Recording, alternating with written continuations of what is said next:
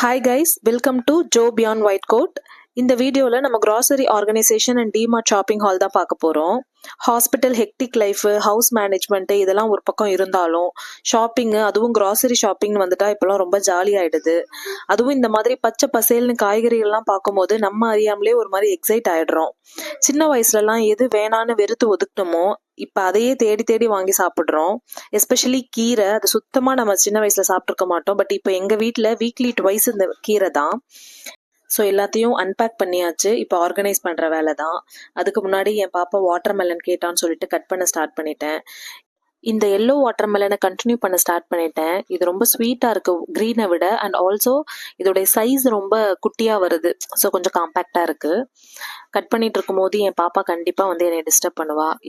யாரோட வீட்டிலலாம் இந்த மாதிரி குட்டீஸ் வந்துட்டு சமைக்கும் போது டிஸ்டர்ப் பண்ணுவாங்கன்னு கமெண்ட் பண்ணுங்கள். அப்புறம் நிறைய பேர் சப்ஸ்கிரைப் பண்ணாமல் பார்க்குறீங்க. Please subscribe my channel. நிறைய இன்ட்ரெஸ்டிங்கான வீடியோஸ் இருக்குது. எனிவே அவள் வாட்டர்மெலன் சாப்பிட மாட்டான்னாலும் அந்த கலரை பார்த்து எக்ஸைட் ஆகி வந்து என்னை டார்ச்சர் பண்ணிட்டு இருக்கா. சரி, இதை கொடுத்து அனுப்பிடலான்னு பார்த்தா அவள் கேமராவை பார்த்து எக்ஸைட் ஆக ஆரம்பிச்சிட்டா.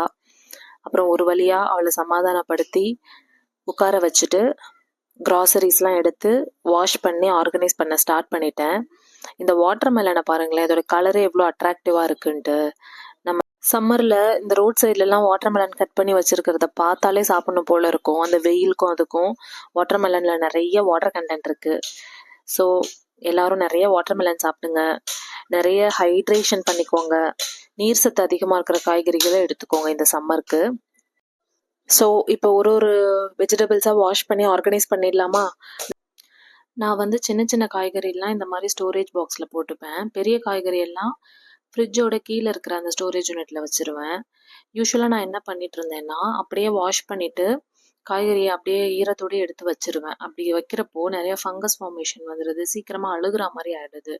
அதனால என்ன பண்ணேன்னா, இந்த மாதிரி காட்டன் கிளாத் வச்சு ஒவ்வொரு காய்கறியாக நல்லா வாஷ் பண்ணிவிட்டு அதை ஒத்தி எடுத்துட்டு அதுக்கப்புறமா வந்துட்டு ஸ்டோர் பண்ண ஆரம்பித்தேன்.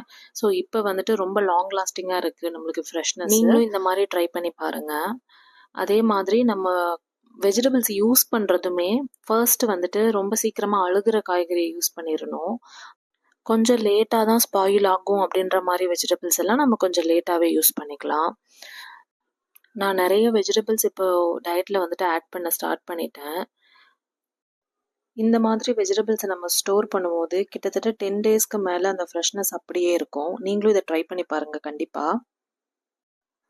கத்திரிக்காய், வெண்டைக்காய், முருங்கைக்காய், மாங்காய், சௌச்சவ் இது எல்லாமே கண்டிப்பாக இருக்கும். அதே மாதிரி கேரட்டு, பீன்ஸு, பீட்ரூட்டு, உருளைக்கிழங்கு இந்த மாதிரி வெஜிடபிள்ஸ் எல்லாம் எவ்ரி வீக் வாங்கிடுவேன். கொஞ்சம் எக்ஸாட்டிக்கான வெஜிடபிள்ஸ் எல்லாம் ஒரு வீக் விட்டு ஒரு வீக் தான் வாங்குவேன். இதில் வந்துட்டு ப்ரொக்கோலி, காலிஃப்ளவரு இந்த மாதிரி எல்லாம் இருக்கும். இதை தவிர்த்து புதுசாக நான் எந்த வெஜிடபிளும் ட்ரை பண்ணதில்லை.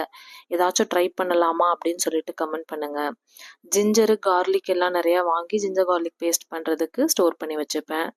ஆனியன் எல்லாம் அப்படியே அந்த மெஷ்லேயே வச்சு ஸ்டோர் பண்ணிக்கலாம்.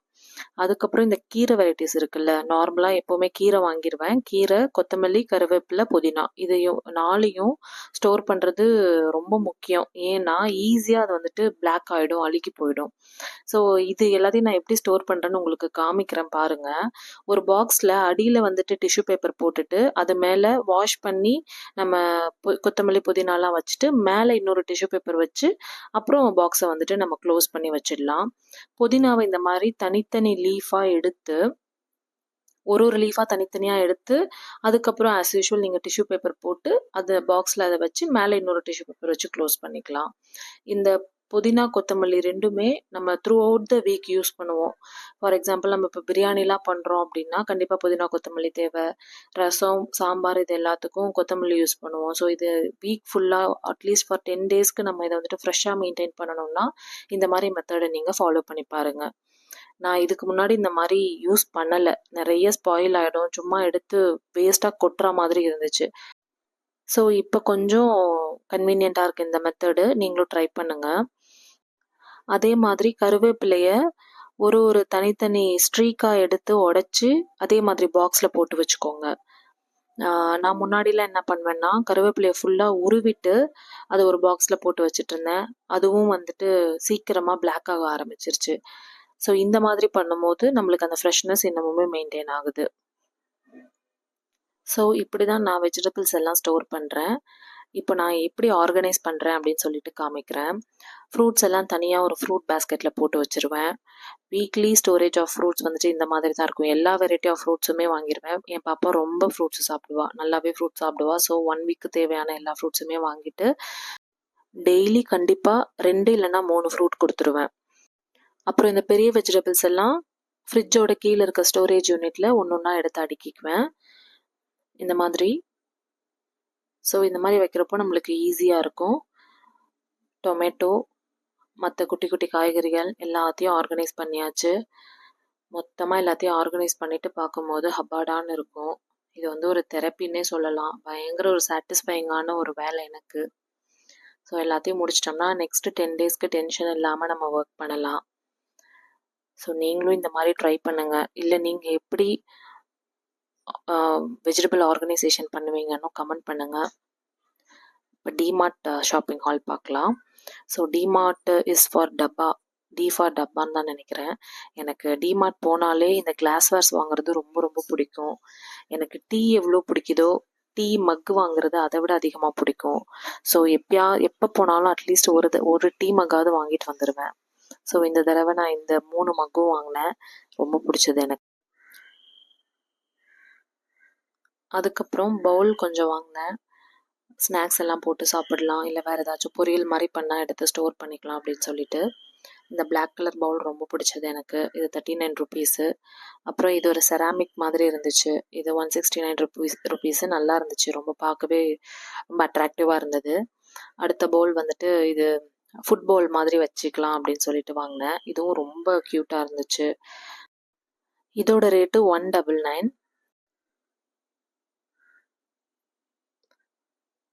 அப்புறம் நன்னாரி சர்பத்து, சம்மர் இது இல்லாமல் போகாது.